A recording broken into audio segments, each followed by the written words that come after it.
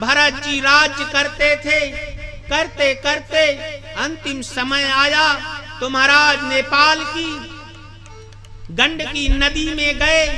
और जब गंडकी नदी में गए तो रोज भगवान के वहां से अर्घ देते और उनका एक क्रम बना। तो रोज के क्रम के अनुसार एक दिन प्रातः प्रातः भगवान सूर्य नारायण भगवान को अर्घ दे रहे थे। जब अर्घ दे रहे थे तो महाराज एक हिरनी पानी पी रही थी और कहीं से सिंह की गर्जना हुई और हिरनी डर गई। उसके बाद हिरनी ने विचार किया कि गंडकी नदी पार कर लूंगी और छलांग मारी और उसका प्रसव काल नजदीक था।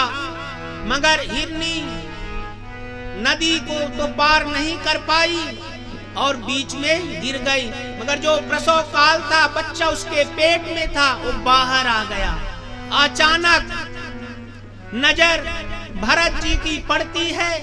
भरत जी अरे इसका जो माँ है वो तो मर गई, बच्चा को देखेंगे नहीं, इसे भी कोई मार देगा।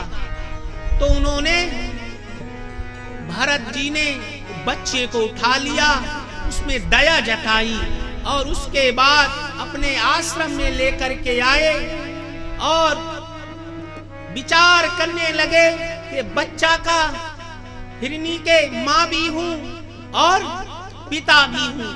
रोज समय के अनुसार उसका प्रसाद दिया करते। मगर एक दिन शाम का वक्त था। महाराज हिरनी का झुंड उनके आश्रम से जा रहा था और वह बच्चा भी झुंड के साथ चला गया। और महाराज भरत जी ने विचार किया कि वापस आएगा, वापस नहीं आया। करते करते स्मरण महाराज भरत जी का भगवान के यहाँ से बुलावा आया और हिरनी का स्मरण करते करते राम नाम सत्य हो गया। बोलिए भक्त वत्सल भगवान की जय। और जब महाराज दूसरा जन्म हुआ तो हिरनी के रूप में हुआ। तो महाराज पूर्व जन्म में याद था। जब याद था तो महाराज क्या करते, एकादशी तिथि का व्रत करते। तो महाराज कभी उस दिन जो है घास नहीं खाते कि घास में कीड़े होते हैं, पाप होगा। और महाराज ऐसा क्रम बना लिया। क्रम फिर हिरनी के रूप में राम नाम सत्य हुआ। तो महाराज एक ब्राह्मण के रूप में पुत्र के उत्पन्न हुए। जब ब्राह्मण के पुत्र रूप में अवतरित हुए तो उन्हें पिछला जन्म याद है। उन्हें सोचा कि मैंने ज्ञान प्रदर्शन किया तो महाराज मुझे 4 पग वाला पशु बनना पड़ा, अब मैं बड़ा सावधान रहूंगा। और महाराज सावधान रहते। उनके पिताजी सोचते कि मेरा लड़का ये जो पुत्र है पढ़ लिख कर पंडिताई करेगा। मगर महाराज उनका पुत्र कोई प्रेम नहीं था, ज्ञान तो था मगर पागल के माफिक रहते। और उसके बाद पढ़ने भी जाते, चुपचाप बैठे रहते। फिर समय के अनुसार भरत जी के महाराज जब दूसरा तीसरा जन्म तो ब्राह्मण के अवतरित हुए रूप में, तो महाराज बैठे रहते, अपने पूर्व जन्म को याद करके फिर प्रभु का स्मरण करते रहते। और ऐसे करते रहते तो महाराज ब्राह्मण के रूप में उनके पिता जो थे और माता का राम नाम सत्य हो गया। जब सत्य हो गया तो महाराज उनके और भाइयों थे, भाभियां थी। तो महाराज कई प्रकार के उलाहने देते थे। अरे काम काज करता नहीं, कहीं बैठा रहता दिन भर आंख बंद करके। तो भाइयों से उलाहना देती। एक दिन भाई ने कहा, भैया घर में दिन बैठे रहते हो दिन भर, ऐसा करो जाओ खेत में धान डाला हुआ है, वहां पे देखना कीड़े कूड़े जो होते हैं खाते हैं चिड़िया। और महाराज वहां गए तो उनके मन में विचार आया कि भाई खाने वाला राम, खिलाने वाला राम, तो मेरा रोकने का क्या काम।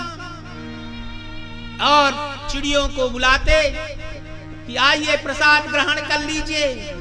उसके बाद घर वापस आते तो भामी क्या करती, महाराज जो लास्ट का जला कुटा भोजन बचता वो अपने देवर जी को दे देते, मगर भरत जी महाराज अमृत तुल्य मान करके उसमें प्रसाद ग्रहण कर लेते। ये नहीं सोचते कि महाराज ये कैसा है, और हट्टे कट्टे रहते, मगर उनके भाई सब महाराज दूल्हे पतले। उसके बाद एक दिन फिर महाराज बैठे हुए थे तो उनको लगा भाई को कि भाभी यहाँ देख करके लड़ाई करके मुझे उलाहना दे रहे हैं। तो अपने भाई से, भाई ऐसा कर, मेड़ टूटी हुई है बारिश के कारण पानी के, तुझे बांध दे। तो भरत जी ने सोचा कि एक दिन तो महाराज चिड़िया ताकने के लिए भेजे, अब दूसरा तो आज मेड़ बांधने के लिए, तो ऐसे काम करूंगा तो अब रोज मुझे बोलेंगे। एक मेड़ की जगह 2 मेड़ बना दिए और बांधने तो और तोड़ दिए। अरे उसके बाद महाराज रोज का उनका क्रम था, आकर बैठ जाते खेत में। तो महाराज जो राजा राहुगण माता दुर्गा से प्रार्थना किया था, संकल्प किया था, जब भी मेरे संतान होगी तो मैं आपको नरबलि चढ़ाऊंगा। और भगवत कृपा से राजा के यहां संतान की प्राप्ति हुई। तब राजा कहता है अपने कहारों को, जाओ किसी को ढूंढ लाओ। और उनके महाराज चौकीदार कहार गए ढूंढने। तो जैसे गए तो एक खेत में भरत जी को देखा बैठे हुए, तो बोले अरे यही हट्टा कट्टा है, इसे ही ले चलते। और ले गए। उसके बाद महाराज राजा ने देखा, बोला सब अंग बराबर है, बोले ठीक है, चेक किए सब बराबर। उसके बाद भरत जी महाराज को स्नान कराया गया, नए नए वस्त्र भूषण पहनवाए गए और महाराज प्रसाद 56 भोग अर्पित किया गया। और जब अर्पित किया गया तो सबको लग रहा था अरे